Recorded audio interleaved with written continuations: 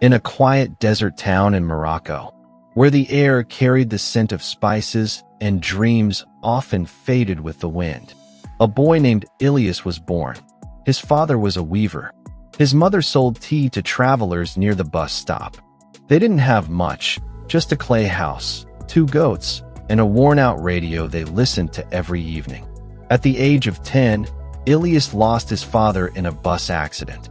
From that day, the child turned into a man. He stopped going to school and started working at a roadside tea stall with his mother. He cleaned glasses, served tea, and earned barely enough to buy bread for dinner. But every night, before sleeping on the floor, he stared at the stars and whispered, "One day, I'll build something big, something that shines like those stars." When Ilyas turned 15, a mechanic from a nearby town saw him fixing a broken gas stove. Impressed, the man offered him a helper's job at his garage. Ilyas agreed and moved 30 miles away. He lived in the garage's storeroom, worked 14 hours a day, and saved every coin he could. But what fascinated him most was bicycles.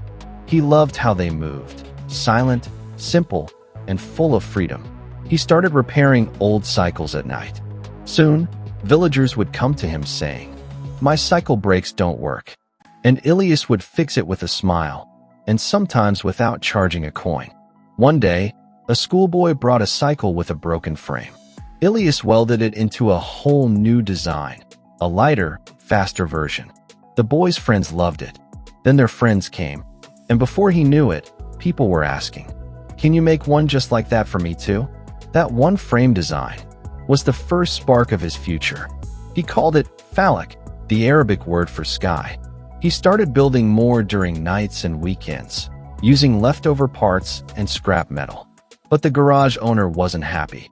"You came to fix engines, not to play with metal scraps," he yelled. Ilyas was fired. At 19, he had no job, no money, but one dream: to build Morocco's first homegrown bicycle brand. He returned to his village, borrowed tools, used abandoned oil drums to melt metal, and turned his backyard into a mini workshop with no roof and leaking walls. His friends laughed. "You're building bicycles here? Nobody even rides them here." But his mother believed. She gave him her last gold earring to buy aluminum sheets. He worked day and night, cut his hands, burned his feet, slept just 4 hours. He built 3 handmade bicycles and painted each with his own hands, bright, bold, and unique. Then he took them to the local market. No one bought them. Not for days. Not for weeks. Broke and defeated, he thought about giving up. But then, a traveling European tourist spotted the bikes. "These look artistic," he said. "How much for all 3? Ilyas sold them for enough money to build 10 more. He started selling regularly to tourists, students, even rural doctors. One day, a news channel came to do a short story on him. They titled it, "The Boy Who Builds Dreams on 2 Wheels." That 2-minute clip went viral. Suddenly, orders came in from Casablanca, Rabat, even Spain. But success brought new challenges. A bigger factory meant bigger costs. He needed machines. He needed investment. Banks refused. Investors laughed. "You're not an engineer," they said. "You don't have a degree." So he sold his land, his only asset, and leased an abandoned poultry shed. That became the first phallic cycle factory. There were nights he worked with a fever, days when food was just dry bread and salt. But he never stopped. He hired 5 boys from the village, trained them, taught them how to weld, paint, assemble. They weren't workers.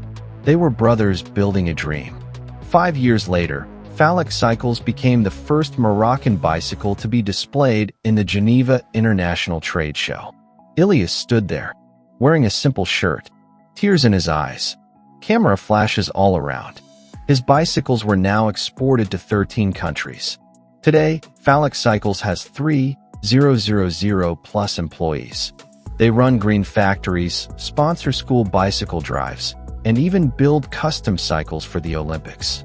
And the boy who once sold tea in broken cups? He's now a guest speaker at universities he never studied in. He says, Success is not about how far you've gone. It's about how long you've held on. So if you're struggling, if people laugh at your dreams, if life has taken more than it's given, just remember the story of Ilyas.